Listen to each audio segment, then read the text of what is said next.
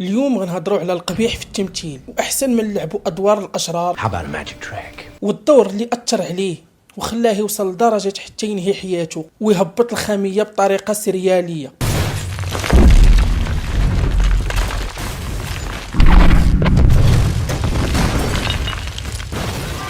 هيث ليدجر هو ممثل أسترالي من مواليد سنة 1979، حاصل على جائزة معهد التمثيل الأسترالي، جائزة الأوسكار في دور أفضل ممثل مساعد في فيلم The Dark Knight. الممثل حظى بواحد الشهرة والشعبية كبيرة بعد تقمص شخصية الشرير الجوكر في فيلم باتمان أو The Dark Knight، ولكن ما ضاقش البنة ديال الشعبية والشهرة ديالو من بعد صدور الفيلم، حيث كان مات فقط بشهور قليلة قبل ما يخرج الفيلم للساحة. تقمص الممثل هيث ليدجر العديد من الأدوار والشخصيات في بزاف ديال الأعمال، ولكن ماشي بدرجة نجاح شخصية الجوكر في فيلم The Dark Knight واللي نال عليها جائزة الأوسكار وجوائز أخرى اللي كتيرة. هيث ليدجر نهى الدراسة ديالو بشكل مبكر باش يدخل لعالم التمثيل في سنة 1993 خلال مشاركته في عدة أدوار، وتخرج وهو عنده فقط 16 سنة في العمر ديالو باش يلاحق الحلم ديالو. من تما مشى لمدينة سيدني طمعا باش يتحلوا ليه باب الشهرة والنجومية. في سنة 1999 شارك في واحد الفيلم اللي بسيط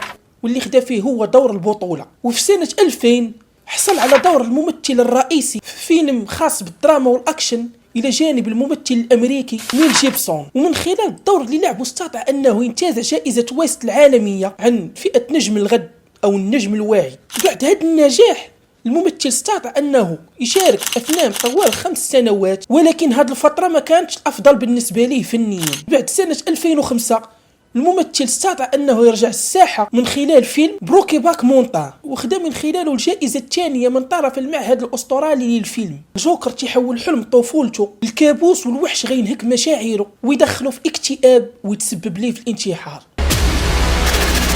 ما كانش متوقع هيث ليدجر أنه النجاح ديالو في التمثيل وتحقيق حلم طفولته أنه غادي يقلب حياته رأسا على عقب ويبدلوا من شخصية إنسان تيطمح النجاح الفني إلى إنسان تعاني من اضطرابات نفسية غير قادر على التغلب عليها بالرغم من التناول ديالو لأدوية الاكتئاب. قد تقلب حياة هيث ليدجر من بعد ما وصلته برية باش يلعب دور الجوكر في فيلم The Dark Knight سنة 2007، حيث شخصية الجوكر كانت تحتاج ممثل باش يتواصل معاها بطريقة مختلفة عن بقية الأدوار ديالو واللي مملفش يلعبها. قال في إحدى المقابلات ديالو لواحد الصحيفة أنه تيشوف الجوكر مهرج مريض نفسيا وقاتل ما كاينش في القلب ديالو لا شفقة ولا رحمة، وتيعاني من انفصام الشخصية وخاصو يتقبل هذا الدور باش يلعبوا ويتقنوا كيف ما هو مطلوب.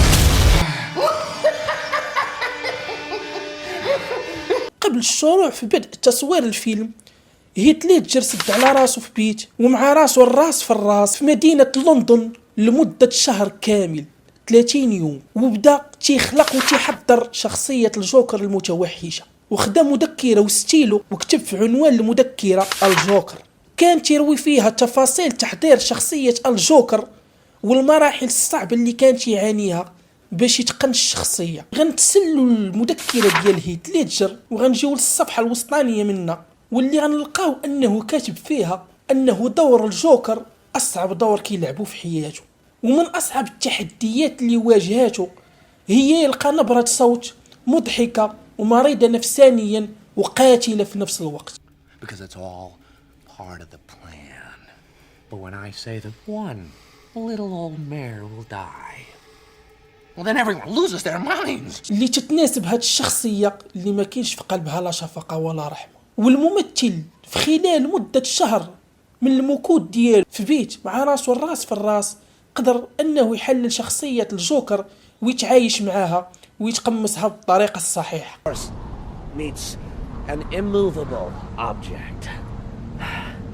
وهذا الشيء كان واضح من يبدا فريق العمل التصوير، والماكياج ديال الوحش في الفيلم ما كانش من طرف خبراء الماكياج ولكن كان من طرف الممثل هيث ليدجر، هو اللي استطاع أنه يصوب ماكياج الراسو وخاص للشخصية، كيف ما ارتجل شي جمل وشي حركات اللي ما كانوش أصلا أثناء تصوير الفيلم، ولكن المخرج ديال الفيلم عجباته وقرر أنه يدخلها في الفيلم باش تزيد الواقعية ديال الشخصية وتزيد من جمالية الفيلم. وقع الناس اللي معاه في البلاطو تصدموا من الشخصية ديال الجوكر اللي تيلعبها هيث ليدجر، حيث قالوا أنه الممثل في خطر أنه الشخصية أثرت عليه بزاف.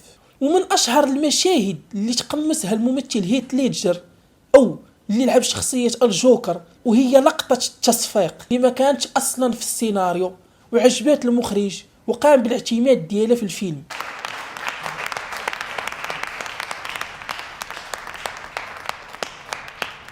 الجوكر ما يمكنش يأدي هاد الشخصية ويخرج منها سالم غانم بدون ما يخلص. ولدك بغى الكناني يخلص، حيت قال في تصريح صحفي خرج به أنه تعاني من الأرق وأنه عنده مشاعر مضطربة ودخل في الاكتئاب، وهذا الشيء اللي خلاه يبدا يدخل لحياته ولداته الدواء باش يقدر يكالمي هذا الوحش هذا اللي تيتجول ليه في المشاعر ديالو. Chaos. I'm an agent of chaos. Oh, and you know the thing about chaos. بالرغم من أنه التصوير سالة إلا أنه الممثل ما قدرش يرجع لحالته الطبيعية والأرق والاكتئاب سيطروا عليه وما قدرش يتخلص أو يسيطر على الوحش اللي خلقه وتودرات ليه التيليكوموند. وجات الكثير من التقارير الصحفية أنه الممثل كان كيتعاطى المخدرات وبزاف ديال الحبوب باش يساعد ويتخلص من أعراض الاكتئاب الحاد. ومن بعد شهور قليلة من المعاناة اللي عاشها الممثل هيث ليدجر وآثار الشخصية اللي نهكات مشاعر وذاته اللي دخلته في مرحلة الاكتئاب والتفكير باش يهبط الخامية. هذا الشيء كامل اللي وقع للممثل هيث ليدجر غادي تطبع لينا في واحد النهار، وبالضبط غادي يجي فيه المشهد التالي اللي واقعي وخارج من التصوير. بالضبط في 22 يناير سنة 2008 عاملة التنظيف والسيدة اللي كتقوم بخدمة إحضار الطعام جاو عند الممثل هيث ليدجر في الغرفة ديالو ولقوه ملقي على البطن ديالو فوق الناموسية، وكانت هذيك هي النعسة الممثل هيث ليدجر الأخيرة وغتفيق الروح ديالو وغتطلع للسما وغتبقى فقط الكسد ديالو. يشار إلى أنه النقاد